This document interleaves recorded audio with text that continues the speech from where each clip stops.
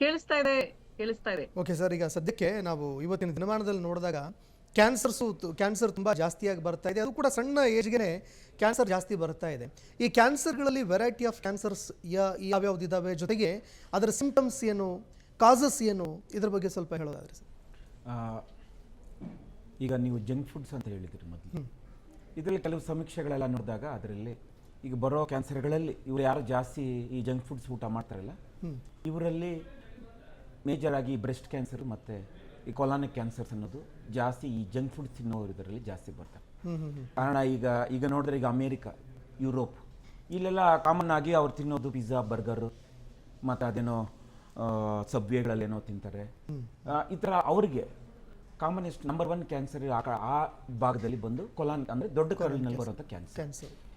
ಅದೇ ಥರ ಲೇಡೀಸಲ್ಲಿ ಈ ಬ್ರೆಸ್ಟ್ ಕ್ಯಾನ್ಸರ್, ಈ ಜಂಕ್ ಫುಡ್ಸು, ಈ ವೆಸ್ಟರ್ನ್ ಲೈಫ್ ಆಫ್ ಸ್ಟೈಲ್, ಇದು ನಮ್ಮಲ್ಲೂ ಈಗ ತುಂಬ ನಾವೆಲ್ಲ ಅಳವಡಿಸ್ಕೊಂಡ್ಬಿಟ್ಟಿದ್ದೀವಿ. ಯಾರು into the all western kind of life style. ಈಗ ಒಂದು 5-6 ಸರಿ ಕಾಫಿ ಟೀ ಕುಡಿಯೋದು, ನೀವು ತರಕಾರಿಗಳು ಅಥವಾ ವೆಜಿಟೇಬಲ್ಸು ನೀವು ಸರಿಯಾಗಿ ತಿನ್ನೋದಿಲ್ಲ, ಸೊಪ್ಪು ಏನಿದೆ ಕ್ಯಾರೆಟ್, ಬೀಟ್ರೋಟು ಇವೆಲ್ಲ ತರಕಾರಿಗಳಲ್ಲಿ ಏನು ನೀವು ವೆಜಿಟೇಬಲ್ಸು ಸರಿಯಾಗಿ ತಿನ್ನೋದಿಲ್ಲ. ನಿಮಗೇನಿದ್ರೂ ಈ ಥರ ರೆಡಿಮೇಡು ಎಲ್ಲ ಬೇಕ್ಡ್ ಫುಡ್ಡು ಅಥವಾ ಜಂಕ್ ಫುಡ್ ಈ ಥರನೇ ಮಕ್ಕಳಲ್ಲಿ ನಮ್ಮಲ್ಲಿ ಈ ಜನ್ರೇಷನ್ ಏನಿದೆ ಈಗ ಪ್ರೆಸೆಂಟ್ ಜನ್ರೇಷನ್ ದೇ ಲೈಕ್ ಮಾಡ್ತಾರೆ. ಸೊ ಹಂಗಾಗಿ ಇವರಲ್ಲಿ ಇದು ಎಲ್ಲ ಮುಂದೆ ಅವ್ರಿಗೆ ಎಷ್ಟು ಹೇಳಿದ್ರು ಅವರು ಈ ರೀತಿ ತಿಂತಾರೆ. ನೀವು ಕೇಳೋ ಕ್ವಶನ್ ಏನಂದರೆ, ಇದು ವೆರಿ ಇಂಪಾರ್ಟೆಂಟ್ ಕ್ವಶನ್ ನೀವು ಆಸ್ಟ್, ಏನಂದರೆ ಈ ಕಾಯಿಲೆಗಳು ಯಾವ ಭಾಗದಲ್ಲಿ ಬರುತ್ತೆ ಅಂತ.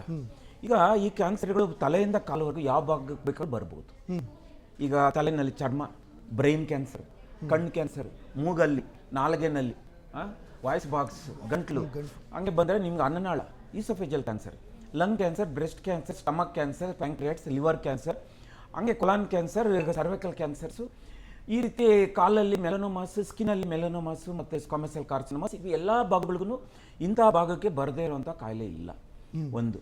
ಎರಡನೇದು, ಇದು ಒಬ್ಬರಿಂದ ಒಬ್ಬರು ಹರಡೋ ಕಾಯಿಲೆ ಅಲ್ಲ ಕ್ಯಾನ್ಸರ್. ಇದು ಅಯ್ಯೋ ನಮ್ಮ ತಂದೆಗೆ ಈ ಥರ ಕಾಯಿಲೆ ಇದೆ, ವಯಸ್ಸಾಗಿದೆ, ಮನೇಲಿ ಮಕ್ಕಳಿದ್ದಾರೆ, ಸಣ್ಣ ಸಣ್ಣ ಮಕ್ಕಳು, ಯಾವ ರೀತಿ ಸರ್ ಅಂತಾರೆ ಕೆಲವರು ಪೇಷಂಟ್ಸ್. ನೋಡಮ್ಮ, ಇದು ಒಬ್ಬರಿಂದ ಒಬ್ಬರು ಹರಡೋ ಕಾಯಿಲೆ ಅಲ್ಲ. ಇದು ಅವರಲ್ಲಿರೋ ಹ್ಯಾಬಿಟ್ಸ್, ಅವರಲ್ಲಿ ತಿನ್ನೋ ಆಹಾರದಿಂದ, ಅವರಲ್ಲಿ ಏನು ವೀಕ್ನೆಸ್ ಇದೆ ಅದರಿಂದ ಬಂದಿರುತ್ತೆ ಹೊರತು ಇದರಿಂದ ನಿಮಗೆ ಬಂದುಬಿಡೋದಿಲ್ಲ. ನೀವು ಕೇರ್ ಮಾಡಿ. ಈಗ ನಾವು ಒಂದು 25 ಇಯರ್ಸಿಂದ ಹಾಸ್ಪಿಟಲ್ ಆಪರೇಷನ್ ಮಾಡ್ತಾ ಇದ್ವಿ, ಅವ್ರಿಗೆಲ್ಲ ಚಿಕಿತ್ಸೆ ಮಾಡ್ತಾ ಇದ್ದೀವಿ, ಎಲ್ಲ ಟ್ರೀಟ್ಮೆಂಟ್ ಮಾಡ್ತೀವಿ, ಮುಟ್ತೀವಿ, ಡ್ರೆಸ್ಸಿಂಗ್ ಮಾಡ್ತೀವಿ, ಎಲ್ಲ ಮಾಡ್ತೀವಿ. That does not mean it will spread, ನಮಗೆ ಬಂದುಬಿಡುತ್ತೆ ಅಂತಲ್ಲ. ಸೊ ಈ ಕ್ಯಾನ್ಸರ್ ಅನ್ನೋದು ನಮ್ಮಲ್ಲೇ ಇರೋಂಥ ಸುಮಾರು ಇಂಟರ್ನ್ಯಾಷನಲ್ ಏನು ಈ ಕ್ಯಾನ್ಸರ್ ಆರ್ಗನೈಸೇಷನ್ ಏನಿದೆ, ಅವರು ಸುಮಾರು 64 ಕಾರ್ಸಿನೋಜೆನ್ಸ್ ಅಂದರೆ ಕೆಮಿಕಲ್ಸ್, ನೈಟ್ರೋಸಮೈನ್ಸು, ಪಾಲಿಸೈಕ್ಲಿಕ್ ಈ ಥರ ಸುಮಾರು ಕೆಮಿಕಲ್ಸು ನಮ್ಮ ಬಾಡಿನಲ್ಲಿ ಹೋದಾಗ ಯಾವುದ್ರಲ್ಲಿ ಹೋಗುತ್ತೆ ಹೇಳಿದ್ರಲ್ಲ, ಜಂಕ್ ಫುಡ್ಸ್. ಅದೇ ಥರ ಈ ಟೊಬ್ಯಾಕೊ, ಈ ಕಡಿಪುಡಿ ತಗೋತಾರೆ ತುಂಬ ಜನ, ಈಗೆಲ್ಲ ಕಮ್ಮಿ ಆಗ್ತಾ ಇದೆ. They are gone to all ಏನು ಗುಟ್ಕ ಮತ್ತು ಪಾನು, ಇದು ಯಾವಾಗೂ ಏನು ಬಾಯಲ್ಲಿ ಇಟ್ಕೊಂಡಿರೋದು. ತುಂಬ ಚಿಕ್ಕ ವಯಸ್ಸು, ಒಂದು 25-30 ವರ್ಷ ಅಷ್ಟೇ. ಅವ್ರಿಗೆ ಆಲ್ರೆಡಿ 4ನೇ ಸ್ಟೇಜ್, ಆಲ್ರೆಡಿ ಹೋಲ್ ಬಿದ್ದೋಗಿರುತ್ತೆ, ನಾಲ್ಗೆ ಎಲ್ಲ ದೊಡ್ಡದಾಗೋಗಿರುತ್ತೆ, ಇಲ್ಲೆಲ್ಲ ಗಂಟಲೆಲ್ಲ ಉಸಿರಾಡೋಕ್ಕಾಗಲ್ಲ, ಇಲ್ಲಿ ಹೋಲ್ ಮಾಡಬೇಕು ಅವ್ರಿಗೆ. ಆ ರೀತಿ ಸ್ಟೇಜಲ್ಲಿ ಬರ್ತಾರೆ ಇವರು. ಸೊ ಈ ಕ್ಯಾನ್ಸರ್ಗಳು ಯಾಕೆ ಬರುತ್ತೆ ಅಂತ ನೀವು ಕೇಳಿದ ಕ್ವಶನ್ಗೆ, ಈ ಕೆಮಿಕಲ್ಸ್ ಏನು ನಮ್ಮ ಬಾಡಿನಲ್ಲಿ ಹೋಗ್ತವೆ. ಈಗ ಸುಮಾರು ಎಂಥ ಸಿನಿಮಾ ಆ್ಯಕ್ಟರ್ಗಳು ನೀವು ನೋಡಿರ್ಬೋದು, ದೊಡ್ಡ ದೊಡ್ಡ ರಾಜಕಾರಣಿಗಳೆಲ್ಲ ನೀವು ಕೇಳಿರ್ಬೋದು, ಇವ್ರಿಗೆಲ್ಲ ಕ್ಯಾನ್ಸರ್ ಬಂದಿದೆ. ಕ್ಯಾನ್ಸರ್ ಬಂದಾಗ ಆಲ್ರೆಡಿ ಕೆಲವರಿಗೆಲ್ಲ ಈ 4ನೇ ಸ್ಟೇಜು, ಅರ್ಲಿ ಸ್ಟೇಜ್ ಬಂತು ಅಂದರೆ ಸ್ಟೇಜ್ 1, ಸ್ಟೇಜ್ 2 ಕ್ಯಾನ್ಸರ್ ಬಂದರೆ ನಾವು ಗುಣಪಡಿಸ್ಬೋದು. ಅದಕ್ಕೆ ಎಲ್ಲ ಥರದ ಟ್ರೀಟ್ಮೆಂಟ್ ಇದೆ, ಆಪರೇಷನ್ಸ್ ಇದೆ, ಕಂಪ್ಲೀಟಾಗಿ ಸೆಕ್ಟ್ ಮಾಡಿ ತೆಗೆದುಬಿಡ್ತೀವಿ. ಇಲ್ಲ ರೇಡಿಯೋಥೆರಪಿ ಇದೆ, ಅದನ್ನು ಬರ್ನ್ ಮಾಡಿ ನೀಟಾಗಿ ಅದನ್ನು ಕ್ಯೂರ್ ಮಾಡ್ತೀವಿ. ಇನ್ನು ಕೆಲವು ಕ್ಯಾನ್ಸರ್ಗಳು ಕೀಮೋಥೆರಪಿಯಿಂದ ಅದು ನಮ್ಮ ಬಾಡಿಗೆ ಹೋಗಿ ಈ ಕ್ಯಾನ್ಸರ್ ಸೆಲ್ಸ್ ಏನಿದೆ ಬೋನ್ ಮ್ಯಾರೋನಲ್ಲಾಗಲಿ ಅಥವಾ ಬ್ರೆಸ್ಟಲ್ಲಾಗಲಿ, ಈ ಥರ ಇಮ್ಯುನೋಥೆರಪಿ, ಕೀಮೋಥೆರಪಿ, ಟಾರ್ಗೆಟೆಡ್ ಥೆರಪಿ ಅನ್ನೋದು ಎಲ್ಲ ಥರದ್ದು ಇವ್ರು ಹೇಳಿದಾಗೆ ನೀವು ಮನಸ್ಸು ಮಾಡಬೇಕು. ಕ್ಯಾನ್ಸರ್ ಬಂದ್ಬಿಟ್ಟಿದೆ, ಮನಸ್ಸು ಮಾಡಿದ್ರೆ ಅದಕ್ಕೆ ಟ್ರೀಟ್ಮೆಂಟ್ ಇದೆ. ನಮ್ಮ ಕಿಡ್ವಾಯ್ ಕ್ಯಾನ್ಸರ್ ಹಾಸ್ಪಿಟ್ಲಲ್ಲಿ ಇದೊಂದು ಸರ್ಕಾರಿ ಉಚಿತವಾಗಿ ನಾವು ಕ್ಯಾನ್ಸರ್ ಟ್ರೀಟ್ಮೆಂಟ್ ಕೊಡ್ತೀವಿ. ಎಲ್ಲ ಥರದ್ದು ನಮ್ಮಲ್ಲಿ 12 OT ಥಿಯೇಟರ್ಸ್ ಇದೆ, ರೋಬೋಟಿಕ್ ಇದೆ, ಲೇಸರ್ ಇದೆ, ಲ್ಯಾಪ್ರೋಸ್ಕೋಪಿಕ್ ಇದೆ. ಎಲ್ಲ ತಜ್ಞರು, ಈ ಸರ್ಜನ್ ಆಗಲಿ, ರೇಡಿಯೋಥೆರಪಿಸ್ಟು, ಕಿಮೋಥೆರಪಿ ಎಲ್ಲರೂ ನಮ್ಮಲ್ಲಿ ಫ್ರೀಯಾಗಿ ಉಚಿತವಾಗಿ. ನಮ್ಮಲ್ಲಿ ಸುಮಾರು ದಿನಕ್ಕೆ ಒಂದು 5,000 ಜನ ಕ್ಯಾನ್ಸರ್ ಪೇಷಂಟ್ಸ್ ಬರ್ತಾರೆ. ಈ ವೀಕ್ ಮ್ಯಾಗ್ಝೈನು ನಮ್ಮ ಕ್ಯಾನ್ಸರ್ ಹಾಸ್ಪಿಟಲ್ನ ಇಂಡಿಯಾನಲ್ಲಿ 5th ಬೆಸ್ಟ್ ಕ್ಯಾನ್ಸರ್ ಹಾಸ್ಪಿಟಲ್. ಅಂತ ಸಮೀಕ್ಷೆಯಲ್ಲಿ that comparing with government and private ಎರಡು ಕಂಪೇರ್ ಮಾಡಿದಾಗ ನಮ್ದು ಫಿಫ್ತ್ ಬೆಸ್ಟ್ ಕ್ಯಾನ್ಸರ್ ಅಂತ ಇದೆ. ಅವರಿಗೆ ಎಲ್ಲರಿಗೂ ಕ್ಯಾಶ್ಲೆಸ್ ಟ್ರೀಟ್ಮೆಂಟ್ ಕೊಡ್ತೀವಿ ನಾವು. ಸರ್ಕಾರದಲ್ಲಿ ಏನೆಲ್ಲ ಸ್ಕೀಮ್ಸ್ ಇದೆ, BPL ಕಾರ್ಡ್ ಇದೆ, ಏನೇ ಸ್ಕೀಮ್ಸ್ ಇರಲಿ ಎಲ್ಲದರಲ್ಲೂ ಕಮ್ಮಿ ರೇಟಲ್ಲಿ ನಿಮಗೆ ಎಲ್ಲ ಪೆಟ್ ಸ್ಕ್ಯಾನು ಮಾಡ್ತೀವಿ, ಅಲ್ಟ್ರಾಸೌಂಡ್, CT ಸ್ಕ್ಯಾನ್, MRI ಸ್ಕ್ಯಾನಿಂದ ಹಿಡಿದು ಅವರಿಗೆಲ್ಲ ಉಚಿತವಾಗಿ ಮಾಡ್ತೀವಿ ಎಲ್ಲ. ಅದ್ರ ಜೊತೆಗೆ ನಮ್ಮಲ್ಲಿ ಸುಮಾರು 850 ಬೆಡ್ಸ್ ಇದೆ ಏನು ವಾರ್ಡ್, ಅದ್ರ ಜೊತೆಗೆ ಒಂದು 850 ಏನಿದೆ ಈ ಫ್ರೀಯಾಗಿ ಅಲ್ಲಿ ಉಳ್ಕೊಳ್ಳಿಕ್ಕೆ ತಂಗುದಾಣ ಗೆಸ್ಟ್ ಹೌಸ್ ಥರ ಏನು ಇನ್ಫೋಸಿಸ್ ಧರ್ಮಶಾಲಾ ಅಂತ ಹಂಗೆ BBMP ಅವರು ಕಳಿಸಿದ್ದಾರೆ. ಅವ್ರಿಗೂ ಉಚಿತವಾಗಿ ಊಟ ಎಲ್ಲ ಕೊಟ್ಟು ಪೇಷಂಟ್ ಕಡೆಯವರಿಗೆ ಅಲ್ಲಿ ಅವ್ರಿಗೆ ಟೆಸ್ಟ್ಗಳು ಆಗೋವರೆಗೂ ಈ ಇನ್ವೆಸ್ಟಿಗೇಟ್ ಆಗೋವರೆಗೂ ಯಾವುದೋ ಒಂದು ಪೇಷಂಟ್ ಬಂದಾಗ ನಾವು ಸ್ಕ್ಯಾನ್ ಮಾಡಬೇಕು, ಸ್ಟೇಜಿಂಗ್ ಮಾಡಬೇಕು, ಯಾವ ಟ್ರೀಟ್ಮೆಂಟು ಯಾವ ಸ್ಟೇಜಲ್ಲಿ ಇದೆ, ಇದಕ್ಕೆ ಆಪರೇಷನ್ ಬರುತ್ತಾ, ಇದಕ್ಕೆ ಕರೆಂಟ್ ಕೊಡಬೇಕಾ ಇಲ್ಲ ಅಥವಾ ಕಿಮೋಥೆರಪಿನ ಇದು ಮಾಡಲಿಕ್ಕೆ ಒಂದು 10 ಡೇಸ್ ಬೇಕಾಗುತ್ತೆ. ಅಲ್ಲಿವರೆಗೂ ಅಲ್ಲಿಟ್ಕೊಂಡು ನಾವು ಅವರಿಗೆ ಡಿವಿಷನ್ ಮಾಡಿ ಅವರಿಗೆ ಉಚಿತವಾಗಿ ನಾವು ಟ್ರೀಟ್ಮೆಂಟ್ ಕೊಡ್ತಾ ಇದ್ದೀವಿ. ಓಕೆ, ಈಗ ಆಕಸ್ಮಿಕ ಮೇಡಮ್, ನಾವು ಇತ್ತೀಚಿನ ದಿನಗಳಲ್ಲಿ ನೋಡಿದಾಗ ನಿಜವಾಗ್ಲೂ ನಮಗೆ ಶಾಕ್ ಆಗಿದ್ದು ಭಾರತೀಯರಿಗೆ ಯಾವಾಗ ಅಂತಂದರೆ, ಈ ಭಾರತದ ಕೆಲವೊಂದು ಮಸಾಲಾ ಪ್ರಾಡಕ್ಟ್ಗಳನ್ನು ಸರಿಸುಮಾರು 573 ಪ್ರಾಡಕ್ಟ್ಸ್, ಅದು ಕೂಡ ಕ್ಯಾನ್ಸರ್ ಕಾರಕ ಅಂಶ ಅತಿ ಹೆಚ್ಚಿದೆ ಅಂಥೇಳಿ ಅನೇಕ ದೇಶಗಳು, ಯುರೋಪಿಯನ್ ಕಂಟ್ರೀಸ್ ಆಗಿರ್ಬೋದು, ಬೇರೆ ಬೇರೆ ದೇಶಗಳೆಲ್ಲವೂ ಕೂಡ ಬೇಡ್ರಿ ನಿಮ್ಮ ಟಾಪ್ ಬ್ರ್ಯಾಂಡೆಡ್ ಮಸಾಲಾ ಪ್ರಾಡಕ್ಟನ್ನು ನೀವೇ ಇಟ್ಕೊಳ್ಳಿ ಅಂತೇಳಿ ಬ್ಯಾನ್ ಮಾಡ್ಬಿಟ್ರು. ನಿಜಕ್ಕೂ ಕೂಡ ತುಂಬ ಭಯ ಆಯಿತು. ಇವತ್ತಿನ ಫುಡ್ಡಲ್ಲಿ ನಾವು ನೋಡಿದಾಗ ಈ ತರಕಾರಿಗಳಾಗಿರಬಹುದು ಅಥವಾ ಈ ಯಾವುದೇ ಒಂದು ಫುಡ್ ಬೆಳೆಯೋದಾಗಿರ್ಬೋದು, ಎಲ್ಲದರಲ್ಲೂ ಕೂಡ ಕ್ಯಾನ್ಸರ್ ಕಾರಕ ಅಂಶಗಳು ಪತ್ತೆ ಆಗ್ತಾ ಇದೆ. ನಕಲಿ ಒಂದು ಹಾಲು ಉತ್ಪಾದನೆ ಮಾಡ್ತಾ ಇದ್ದಾರೆ, ಜೊತೆಗೆ ನಕಲಿ ಚೀಸ್ ಸಿಗ್ತಾ ಇದೆ, ನಕಲಿ ಪನ್ನೀರ್ ಕೂಡ ಸಿಗ್ತಾ ಇದೆ. ಇದನ್ನೆಲ್ಲ ನೋಡಿದಾಗ ಜನ ನಿಜವಾಗ್ಲೂ ಕೂಡ ಟೆನ್ಷನ್ ಆಗ್ತಾ ಇದ್ದಾರೆ.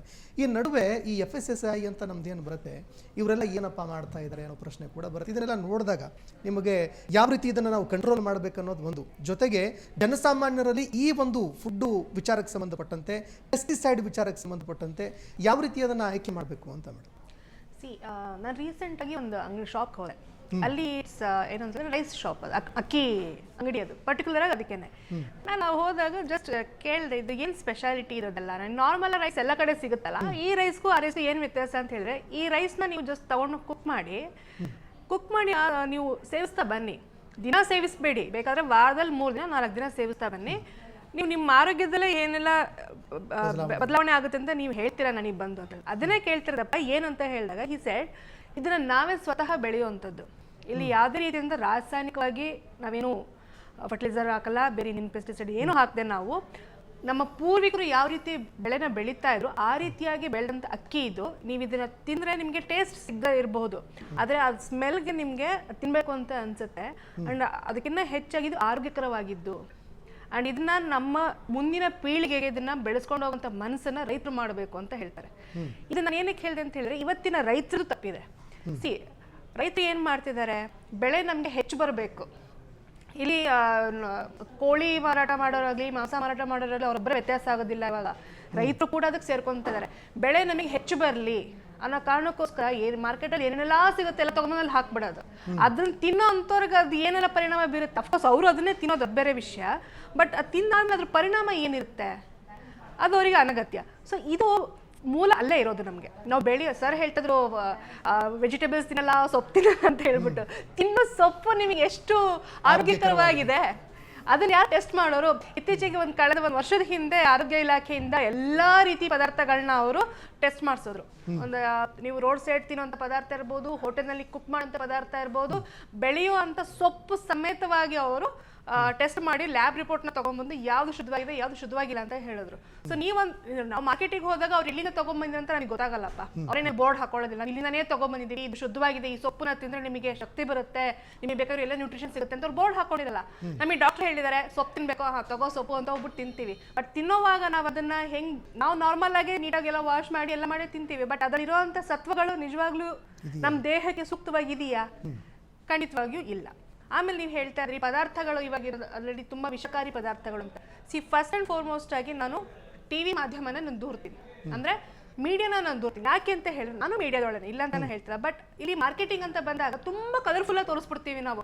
ಇದರ ಆ ಮಸಾಲೆ ಹಾಕಿ ತುಂಬಾ ರುಚಿ ಸಿಗುತ್ತೆ, ಈ ಖಾರ ಪುಡಿ ಹಾಕಿ ನಿಮಗೆ ಸ್ಪೈಸಿನೆಸ್ ಸಿಗುತ್ತೆ, ನೀವು ನಿಮ್ಮ ಹೊಟ್ಟೆ ತುಂಬಾ ಖುಷಿಯಾಗ್ಬಿಡುತ್ತೆ ಅಂತೆಲ್ಲ ಹೇಳ್ಬಿಟ್ಟು ನೋಡಿದ್ರೆ ನಿಮಗೆ ಕಲರ್ಫುಲ್ ಆಗಿರುತ್ತೆ. ಅದನ್ನ ಹೇಗೆ ಮಾಡಿರ್ತಾರೆ ಮ್ಯಾಜಿಕ್ ಅವ್ರಿಗೆ ಮಾತ್ರ ಗೊತ್ತಿರುತ್ತೆ. ಸ್ಕ್ರೀನ್ ಮೇಲೆ ತುಂಬಾ ಕಲರ್ಫುಲ್ ಆಗಿರುತ್ತೆ.